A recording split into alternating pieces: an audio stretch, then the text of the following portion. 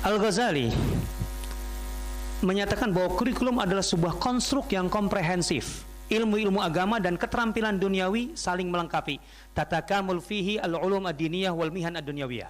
Jika seorang pelajar hanya menekuni ilmu-ilmu alam dan nazar, artinya yang menggunakan nalar, gitu ya, seperti kalam, khilaf, logika, kedokteran, puisi, astronomi, arud, nahu, dan sorof, semata-mata sebagai ilmu linguistik, gitu ya, bahasa, tanpa mempelajari ilmu agama, maka sesungguhnya dia menyia-nyiakan umurnya dalam hal-hal yang tidak bermanfaat baginya di akhirat.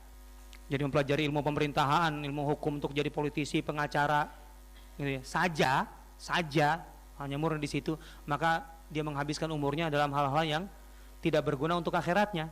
Kalau hanya, maksudnya. Namun bila dia hanya, atau sebaliknya, bila dia hanya menekuni ilmu agama saja, lihat, ini juga bagi Al-Ghazali nggak benar, gitu loh, menekuni ilmu agama saja, maka dia tidak akan mengerti agama selain kulitnya. La ya'lamu minad dini illa kusyurahu. Bahkan imajinasi, bal khuyalatuhu, gitu ya, dan sisi parsialnya saja tanpa memahami esensi dan hakikatnya. Disinilah perlunya komprehensitas, harus komprehensif. Ilmu-ilmu syariat tidak akan dicapai kecuali dengan ilmu-ilmu akal. Ilmu-ilmu akal berfungsi seperti obat untuk kesehatan, sementara ilmu syariat ibarat makanan. Fala tudrakul ulumu syar'iyyatu illa bil ulumil aqliyah. Wa innal aqliyata kal adwiyah lis-shihah wa syar'iyyah kal ghidha. Ini perlu penjelasan, dan Al-Ghazali menjelaskan panjang di sini. Ketika Allah menjelaskan dalam Al-Quran tentang ayat yang berbicara, yang mengungkap pernyataan Ibrahim, fa idza maridtu fahuwa yashfin. Dan jika aku sakit, maka hanya dialah yang menyembuhkan. Bagaimana manusia sampai pada kesimpulan hanya Allah yang menyembuhkan? Padahal kan untuk kesembuhan banyak prosesnya.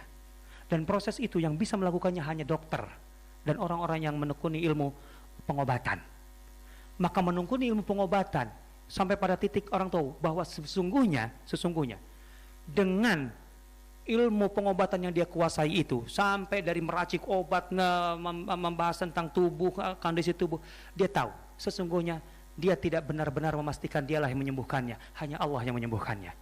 Jadi kalau orang menguasai ilmu kedokteran, dia akan tahu hakikat fahuwa yashfin, maka hanya Allah lah yang menyembuhkan.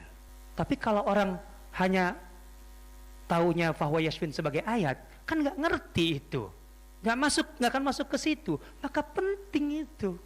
Nah gitu, itu maksud Al-Ghazali begitu. Begitu juga dengan tentang kelautan. Dalam Al-Quran banyak tentang laut, tentang manfaat manfaat laut, tentang masalah tumbuh-tumbuhan. Bagaimana kemudian orang akan mengerti kalau sekedar hanya mengerti dari aspek bahasa, contohnya tentang masalah laut yang ada dalam Al-Quran, manfaat laut dan sebagainya, tapi tidak mengerti ilmu kelautan, tidak ilmu perikanan, tidak mengerti. Bagaimana kemudian dia bisa memanfaatkan apa yang dibaca tentang surah Saba, jatuh bangunnya sebuah peradaban dari negeri yang sangat gemah ripah laut jinawi sampai kemudian runtuh, kalau tidak mengerti sunatullah dalam masalah peradaban, ilmu sosial dan lain sebagainya. Ini dia, maka itu perlu. Kata Al-Ghazali, itu saling melengkapi, tidak bisa dipisah. Maka tidak ada dikotomi pada dasarnya. Secara prinsip tidak bisa dikotomi. Dikotomi tidak benar dalam Islam, itu bukan orisinal dari Islam.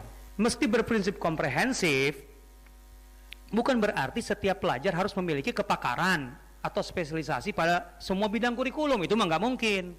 Tapi dalam proses belajar harus memiliki pengetahuan umum dalam berbagai bidang kurikulum yang saling melengkapi. Artinya dalam prosesnya dia harus belajar banyak ilmu sebagai pengetahuan dasar. Nanti setelah kemudian dia mengetahui secara umum, gitu ya, baru dia mendalami satu bidang yang memang menjadi minatnya, gitu loh. Baru di situ ya tabahar. Kenapa? Karena ilmu-ilmu itu al-ulum, gitu, saling terkait satu sama lainnya, kata Al-Ghazali.